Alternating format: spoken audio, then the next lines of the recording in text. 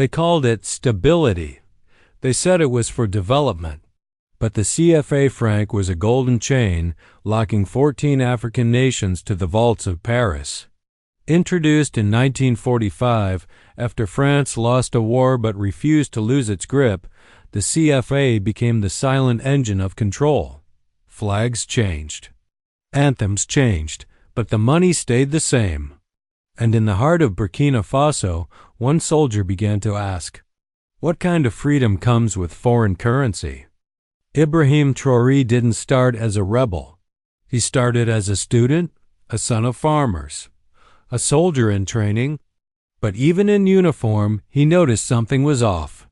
Why were Burkina Faso's gold mines booming, but hospitals empty?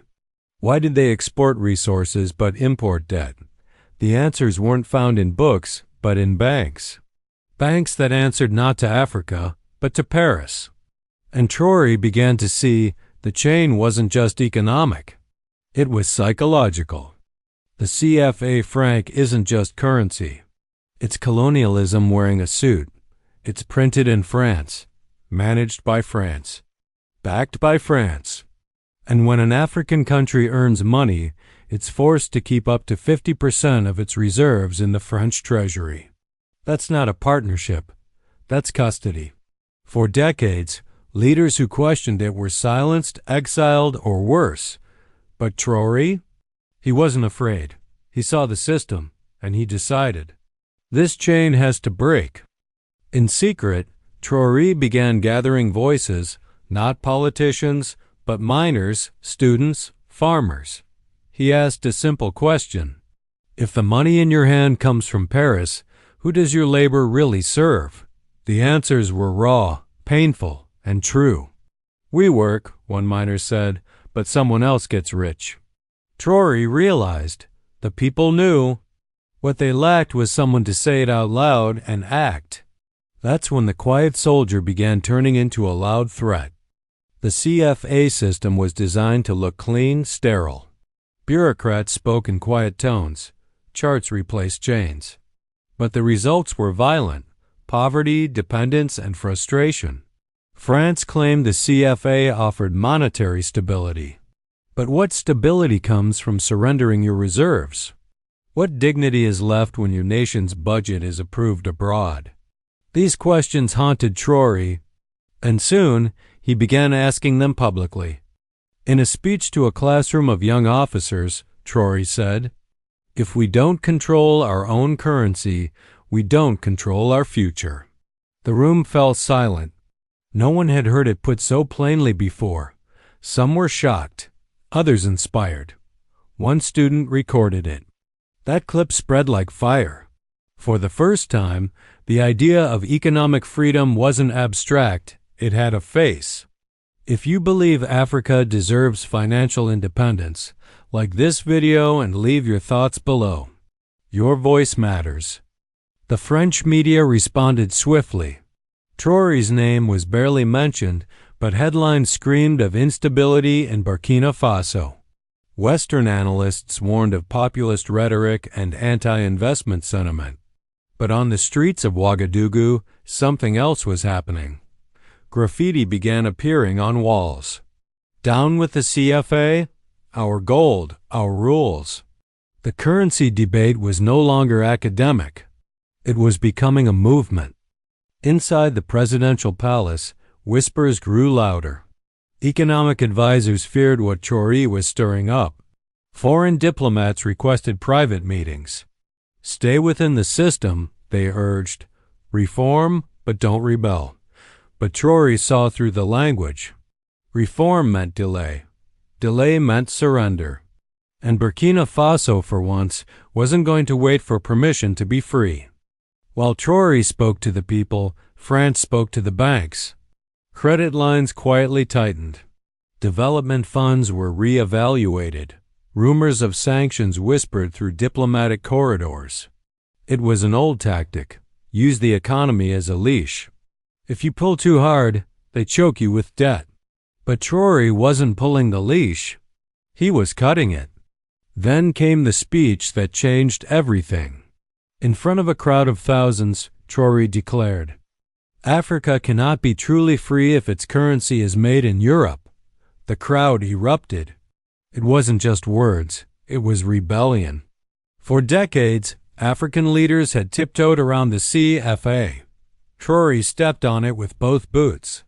Cameras rolled. Paris watched. And the game, silently, turned into war. Paris summoned its ambassadors. France 24 aired back-to-back segments on growing extremism in Burkina Faso.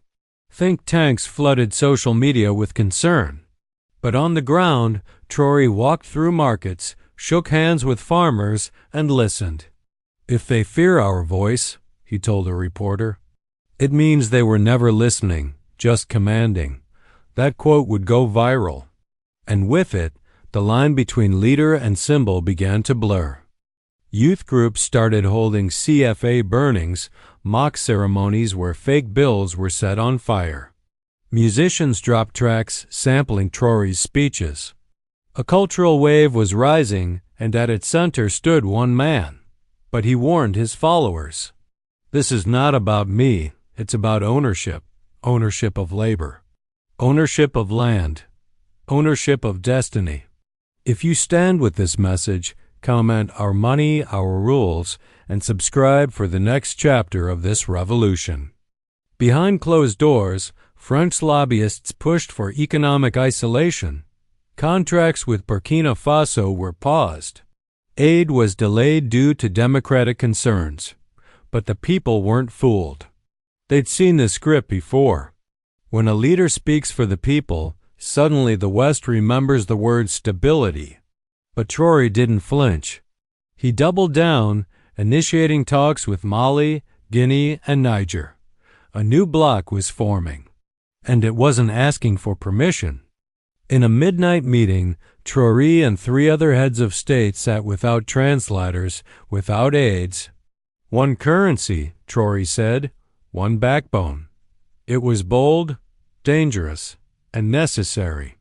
If Africa was going to rise, it needed more than pride. It needed infrastructure, vision, and a shared weapon, money. That night, the idea of a new Pan-African digital currency was born. Not in a bank, but in the minds of revolutionaries. Western media began calling Traoré dangerous, a threat to regional stability. But to many Africans, he was something else. A mirror, a reminder that submission wasn't the only path. In Ghana, students quoted him in protests. In Senegal, artists painted murals with his face beside broken chains. The movement was no longer just Burkinabe, it was African. And it was growing louder. Then came the warning. An anonymous leak suggested a coordinated economic retaliation was being planned. Currency blacklisting, frozen reserves, travel restrictions. Standard tactics dressed as policy. But Traoré met with his advisors and said, "Let them freeze paper. They can't freeze conviction." What started as a currency debate was now a battle for narrative for the soul of post-colonial Africa. Inside Burkina Faso, the central bank building was lit through the night. Economists, coders, and legal scholars worked side by side. They weren't just talking, they were designing. A blueprint for a new digital currency, African-owned, transparent, and sovereign. Not backed by French reserves, backed by gold. And willpower. Traoré reviewed every line, every clause. "This," he said, "is our Independence Declaration version 2.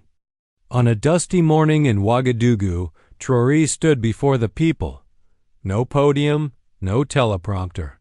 Just a mic, a flag, and silence. "They told us our economies would collapse," he said. "But maybe what needs to collapse is the lie."